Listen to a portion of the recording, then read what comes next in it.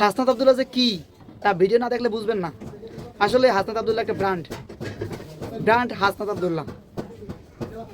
ভিডিওটা দেখেন। আমাকে সরকার 1,74,000 টাকা বেতন দেয়। এখন এই যে গাড়ি চলি না, মাসে 70,000 টাকা তেল খরচ দেয়। 70,000 টাকা তেল খরচ দেয়। ঢাকায় একটা বাসা, বিশাল বড় বাসা, যে বাসাটা হচ্ছে এখান এত সুন্দর, এটা আপনি 2 লাখ টাকা দিয়ে এটা ভাড়া নিতে পারবেন না। এটা বাসা, এটা অফিস। এরপর হচ্ছে আমার যে কাপড় ইস্তারি করার জন্য সরকার খরচ দেয়, রান্নার জন্য বাবুর্চির খরচ দেয়। এগুলো কার কারণে পাইছি বলেন? এগুলা কি আমার আব্বার কারণে পাইছি? আমার আব্বা যদি আর 100 বছর সাধনা করতো, বা আপনারা সবাই মিলেও সাধনা করলে আপনার এটা সম্ভব?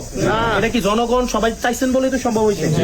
সরকার এত সুযোগ সুবিধা দিতেছে, মাসে 1,74,000 টাকা বেতন, 1-2টি আনা, 1,74,000 টাকা বেতন। না না, এটা ভাই, তার মানে কি এটা তো আমার চাকরি, মাসে 30 দিন ধরেন, এটা তো আমার চাকরি না আমার, অর্থাৎ সরকার এটা তো আমার ডিউটি। ধরেন সরকার, আমি তাহলে চুরিটা কেন করবো? আমার ধরেন আমার বিমা আছে, যারা এমপিসি তাদের বিমাও আছে। অর্থাৎ আমি যদি আল্লাহ এমন না করে, আমার একটা অপ্রত্যাশিত ঘটনা ঘটে, আমি কি বিমার আওতায় থাকবো?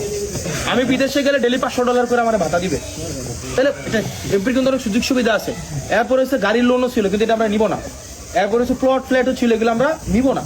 তাইলে একটা জিনিস দেখেন, আমাদেরকে এত সুযোগ সুবিধা দিতেছে, এটা বাদ দেন। আমার যদি 2 লাখ টাকা লাগে, আমি যদি আপনাদের এলাকায় এসে আমার দিবেন না, তাহলে আমি কেন চুরি করে মানে ধরেন 10 কেজি চাইলে এটা থেকে শ্বাসের মাইরা দিয়ে আমি কেন মানে টেনশনের মধ্যে ঘুমাবো?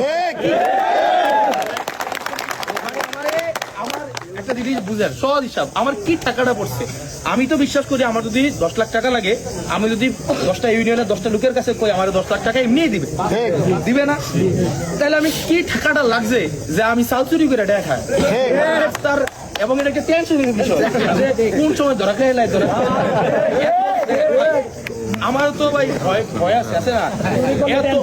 এত মিডিয়া কি একটা দুইটা? এই কারণেই মানুষ এত ভালোবাসে তাকে। আমরাও চাই সৎ এবং সাহসী একজন লিডার হোক বাংলাদেশে। ইনশাল্লাহ একদিন হাসনাত আব্দুল্লাহ লিডার হবে, বাংলাদেশের নেতৃত্ব দিবে।